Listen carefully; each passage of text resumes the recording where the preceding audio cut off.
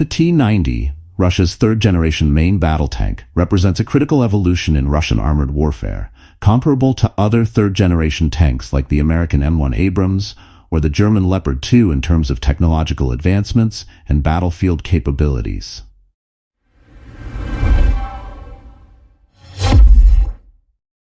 Initially conceived as an upgrade of the T-72, the T-90 was designed to replace both the T-64 and T-80 models, offering a modern, cost-effective, and reliable solution to Russia's evolving military needs. The story of the T-90 is not just one of technological advancement, but also a reflection of the challenges faced by the Russian military-industrial complex during the final years of the Cold War and the chaotic period that followed the collapse of the Soviet Union. Development and origins. The development of the T-90 began during the late 1980s, at a time when the Soviet Union was still a military superpower. However, the Soviet tank design philosophy was beginning to show signs of fragmentation. The Soviet military had multiple tank models in production simultaneously, the T-64, T-72, and T-80, each produced by different design bureaus and factories, leading to significant logistical challenges.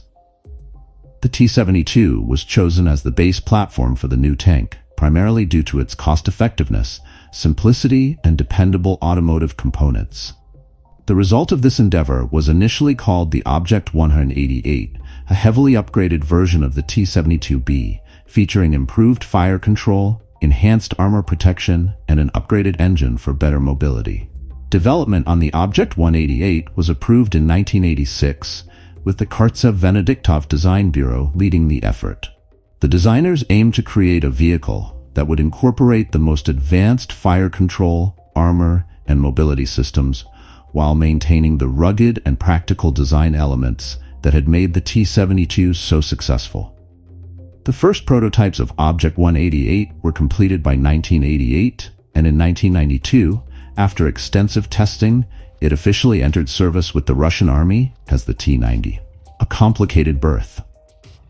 The collapse of the Soviet Union in 1991 posed significant challenges for Russian tank production.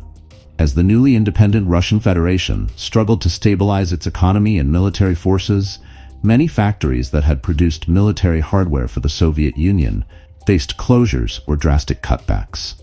The Kharkov tank plant, which had produced the T-80, became part of Ukraine, and the Chelyabinsk tractor plant, which had been involved in T-80 production, ended its tank production in 1989. This left only two major tank production centers, Omsk, which was focused on the T-80, and Nizhny Tagil, where Uralvagonzavod produced the T-72 and the new T-90. The Russian Ministry of Defense decided to rationalize production by committing to just one tank model, eventually choosing the T-90 over the T-80. Despite being an improved version of the older T-72, the T-90 had certain advantages over the T-80, particularly in terms of fuel efficiency and reliability. The T-80's gas turbine engine, while offering superior power, suffered from high fuel consumption and maintenance challenges, especially in the harsh Russian climate. Moreover, the T-80 had faced heavy criticism after its lackluster performance during the First Chechen War. In contrast, the T-90, which had not been deployed to Chechnya at that time, escaped such scrutiny. Technical specifications and innovations. One of the key improvements in the T-90 over its predecessors was the integration of the 1A45T fire control system from the T-80U. This sophisticated system significantly enhanced the tank's targeting accuracy, particularly in low-visibility conditions. Additionally, the T-90 incorporated Contact 5 explosive reactive armor (ERA), which was a major leap in defensive capabilities. This ERA could significantly reduce the effectiveness of incoming armor-piercing projectiles, including modern kinetic energy rounds and shaped charges. The T-90 also featured the Shtora 1 active protection system, a suite designed to protect the tank from anti-tank guided missiles. Shtora used infrared jamming to interfere with the guidance systems of incoming missiles, reducing their chances of hitting their target. This system gave the T-90 a significant advantage in terms of survivability on the battlefield, especially against infantry-carried anti-tank weapons. The tank's main armament was the 125mm 2A46 smoothbore gun, capable of firing a wide range of ammunition, including high-explosive anti-tank heat rounds, armor-piercing fin-stabilized discarding sabot APFSDS rounds, and anti-tank guided missiles ATGMs. This versatility allowed the T-90 to engage both armored vehicles and low-flying air targets, such as helicopters, effectively. An upgraded multi-fuel engine, the V84MS, powered the original T-90, generating 840 horsepower. Later versions of the tank, such as the T-90A, received more powerful engines like the V992S2, providing 1,000 horsepower. This gave the T-90 decent mobility despite its heavy armor, allowing it to achieve a top speed of about 37 miles per hour on roads. Service history and combat experience. The T-90 entered service at a time when the Russian military was dealing with significant budget constraints, and its production numbers were initially low. By the mid-1990s, approximately 107 T-90 tanks had been delivered, primarily to units stationed in the Siberian Military District. However, domestic orders tapered off in the late 1990s as Russia's financial situation deteriorated. To sustain production, Uralvagonzavod began focusing on exports, with India emerging as a major customer.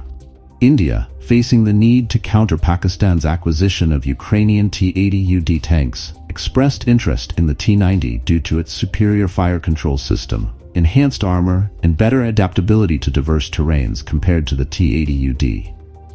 In 2001, the first batch of 42 T-90S tanks was delivered to India, followed by additional orders in subsequent years.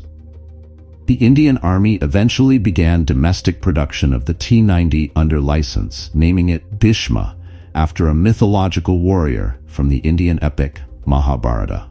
The T-90 saw its first combat deployment during the 1999 Chechen invasion of Dagestan, where it was reportedly used in limited numbers. Although the tank's performance in this conflict is not well documented, later reports from Syria and Ukraine have provided more insights into its capabilities. In 2015, the T-90A was deployed to Syria to support the Syrian government in the ongoing civil war. Footage from the conflict showed T-90s withstanding direct hits from anti-tank guided missiles, thanks to their reactive armor and advanced protection systems. Upgrades and the T-90M ProRiv. In response to evolving battlefield threats, the T-90 has undergone numerous upgrades since its introduction. The most significant of these upgrades resulted in the T-90M, also known as ProRiv, breakthrough. Introduced in 2020, the T-90M features a completely redesigned turret, a new 2A46M5 gun, and a more powerful V92S2F engine, generating 1,130 horsepower. These upgrades significantly enhance the T-90's firepower, protection, and mobility. The T-90M also incorporated new digital systems, including a modernized fire control system that integrates data sharing between tanks, improving battlefield awareness and coordination. For example, data sharing allows multiple tanks to quickly identify and engage targets based on shared sensor information, enhancing their ability to operate as a cohesive unit in combat.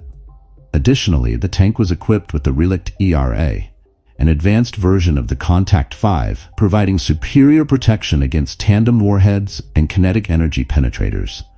Export success and international presence. Beyond its use by the Russian military, the T-90 has been a significant export success for Russia.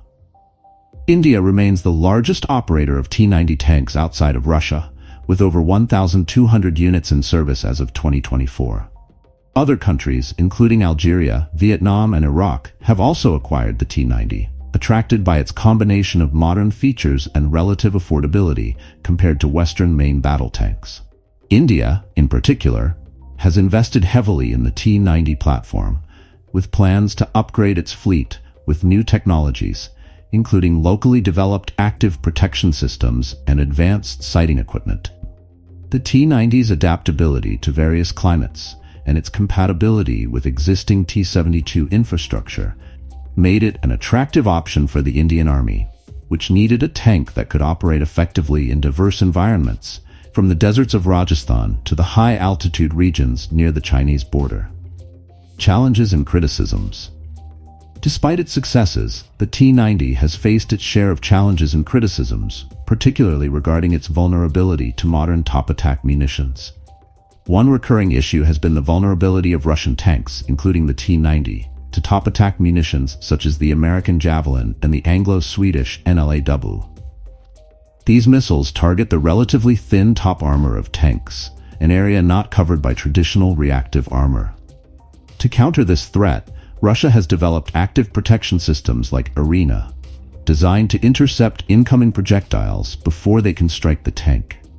During the ongoing conflict in Ukraine, the T-90 has been deployed in significant numbers by Russian forces. The war has highlighted both the strengths and weaknesses of the T-90.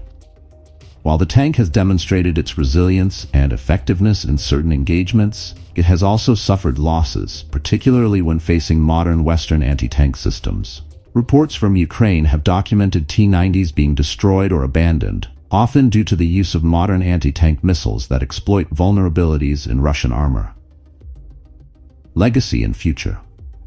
The T-90's legacy is a complex one. It represents the culmination of decades of Soviet and Russian tank design, blending the rugged simplicity of the T-72 with the advanced technology of the T-80.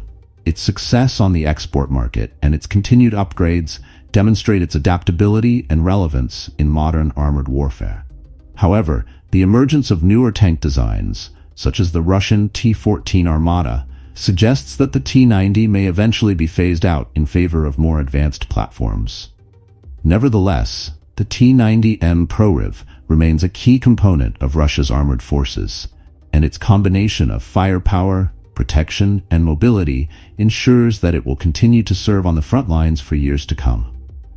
For many countries, the T-90 offers a cost-effective alternative to more expensive Western tanks, providing a balance of modern capabilities and proven reliability. As warfare continues to evolve, the T-90's story is far from over. Its ability to adapt to new challenges and integrate modern technologies will determine its place in the future of armored combat. Whether as a mainstay of Russia's tank divisions or as a crucial component of allied nations' arsenals, the T-90's journey is a testament to the enduring legacy of Soviet tank engineering and its impact on the battlefields of the 21st century.